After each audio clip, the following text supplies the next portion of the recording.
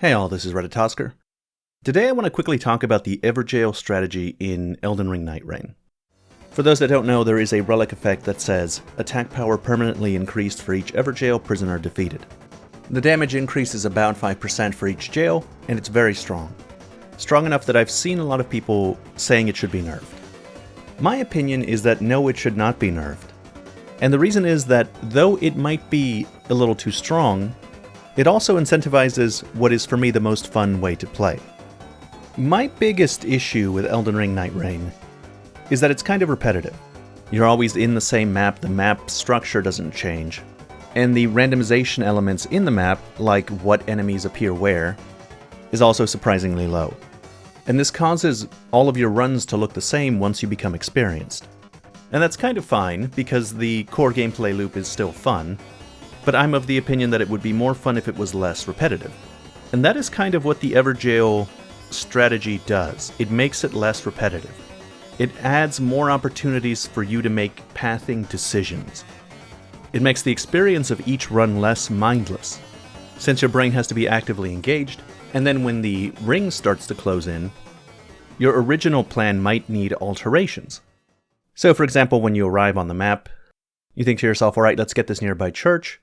I see an Evergaol nearby, let's go to that, but first let's go to this fortress over here, in the hopes of getting a stone sword key and a couple of levels, in case what we get out of the Evergaol is particularly strong. When we finish with the first jail, let's go through this mine, so that we can upgrade something we like to purple rarity.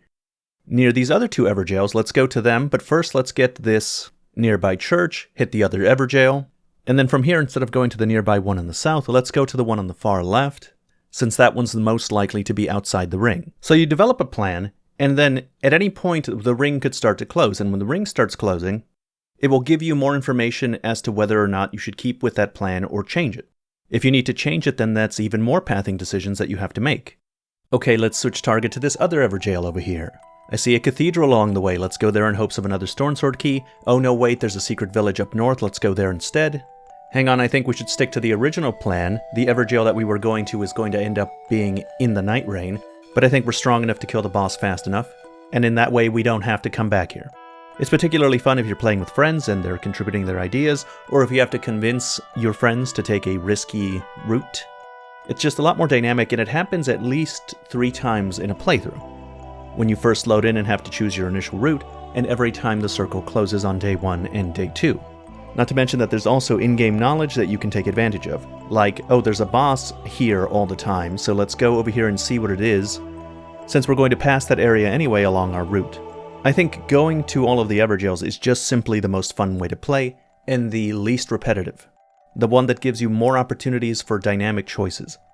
Every game has a meta. There's no getting around that there's going to be a meta way to play everything. I feel very lucky that the meta way of playing right now happens to also be the one I think is most fun. So I don't think it should be nerfed. That's the end of this video. As always, thank you very much for watching.